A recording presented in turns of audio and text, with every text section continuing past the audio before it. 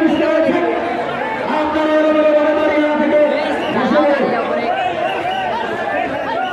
মঞ্চের ডান দিকে এবং ডান দিকে যে জায়গাতে ফাঁকা জায়গাটুকু আছে আপনারা সেই ফাঁকা জায়গাটুকু পূরণ করে দেবেন।